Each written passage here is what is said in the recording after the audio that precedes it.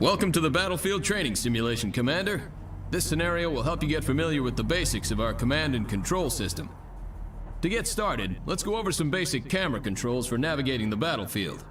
To move the camera, hold down the right mouse button and drag the cursor in any direction. Move the camera now.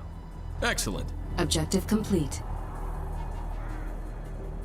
Throughout this training session, you can reference your objectives at any moment if you're having trouble figuring out what to do next. To access your objectives, click the flashing button in the top right of the screen.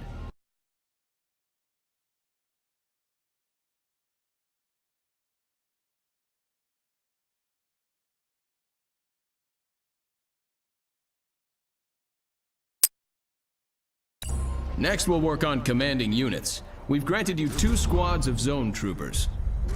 Begin selecting these units by moving your cursor over the zone troopers. Notice that your cursor changes to a selection cursor. While your cursor is over the unit, left-click. Excellent.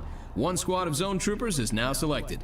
You can select multiple squads of units by left-clicking and dragging the mouse across them. Try selecting both squads of zone troopers by dragging a selection box across all of them. Both squads are now selected. To move selected units, move your cursor over empty terrain. You'll notice that it changes to a move cursor. This is a potential destination for your selected units. Some terrain, such as mountains and rivers, are not traversable and will give you a different cursor to inform you that you're not allowed to move units there. Issue a move command to your zone troopers into the designated area to the east by right-clicking on the terrain. Good work. Your troops are moving out. This is the shooting range. Time for some target practice. If your zone troopers are still selected, right-click on the targets downrange and the zone troopers will fire on them. If your troops aren't selected, drag a box around the whole group and then open fire. Destroy all of the targets. All targets are destroyed. Excellent work, Commander. Notice that one of your zone trooper squads has a special symbol hovering above it when it is selected. This squad is now a veteran squad. There are 3 levels of veterancy. As squads rank up, they deal more damage and become less vulnerable to enemy attacks.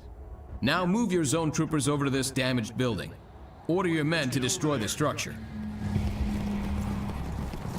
We got this one.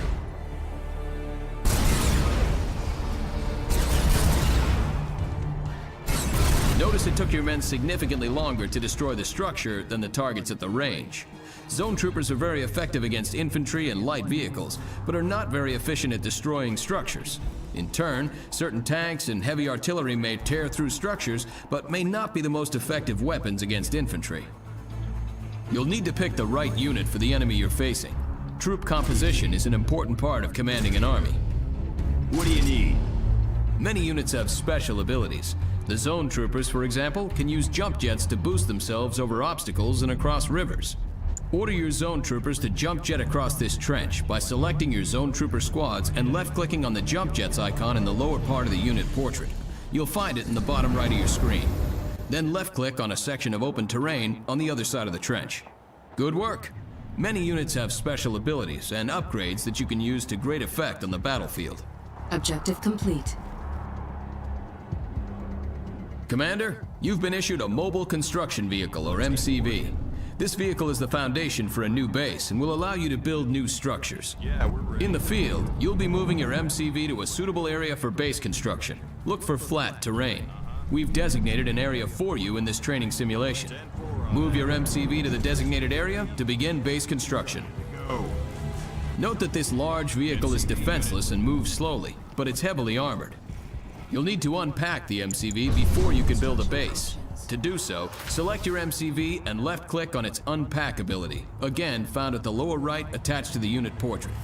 This will convert your MCV into a stationary structure called a construction yard. Good work. By unpacking your MCV, you've established ground control and can now place additional structures in the vicinity of your construction yard. Additional structures will extend your ground control, allowing you to expand your base to cover more ground. Your base will need power to function. Begin the construction of a power plant by left-clicking on the power plant icon in the build menu.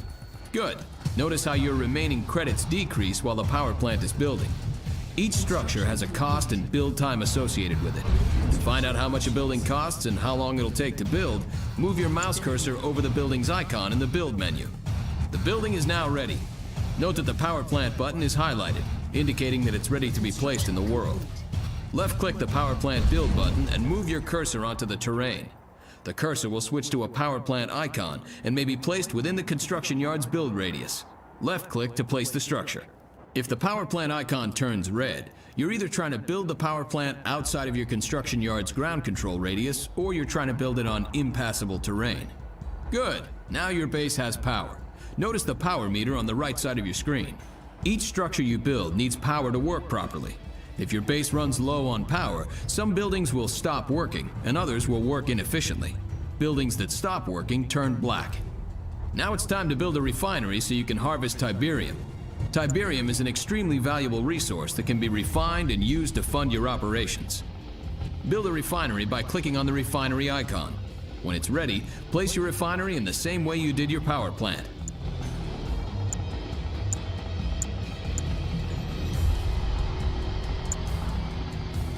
Construction complete. Cancelled. Building.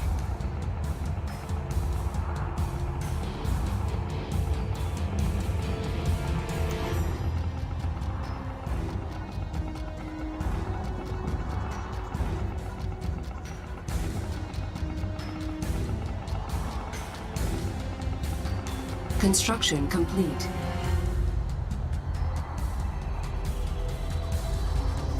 New construction options. Excellent. Note that the harvester unit automatically begins to seek out and collect Tiberium. Once the harvester has reached capacity, it'll return and unload its Tiberium for processing. You'll get credits when this happens. With your economy established now and power available, you can begin to build production structures. A barracks will allow you to train infantry. Build a barracks and place it on the terrain just like you did with your power plant and refinery. Construction complete. Objective complete. New construction options. Good work. Training. Now you can start building an army. To access the list of infantry units that you can train, either select the barracks or click on the Unit Production tab now. You always have the option to click directly on the structure, or simply use the tabs on the interface in the upper right. Click on the Rifleman Squad icon to train a squad of GDI riflemen. Click on the unit multiple times and you'll train multiple squads. Train 3 squads of riflemen. Rifle squad ready. You can pause production of a unit or structure by right-clicking on its icon while it's being built. If you left-click on a paused unit or structure, production will resume. If you right-click on a paused unit or structure, production will be canceled and any credits spent will be refunded. Good work, Commander. You've managed to build a base and train a small force of infantry.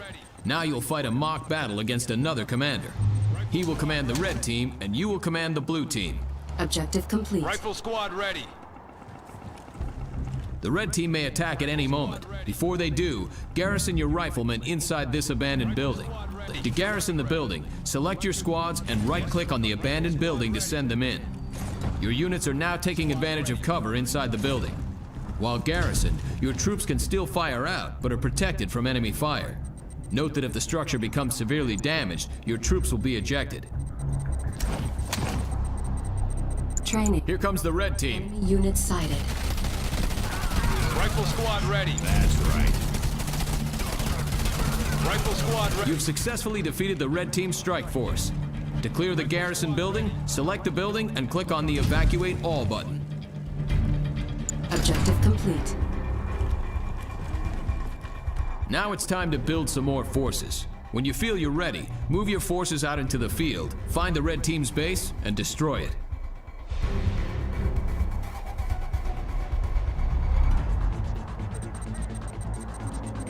Troopers in the field.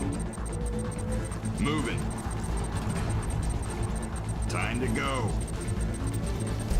Unit under attack. Unit lost. You've discovered the red team's base. Target their structures and take them down. Get a load of this. Let's do it.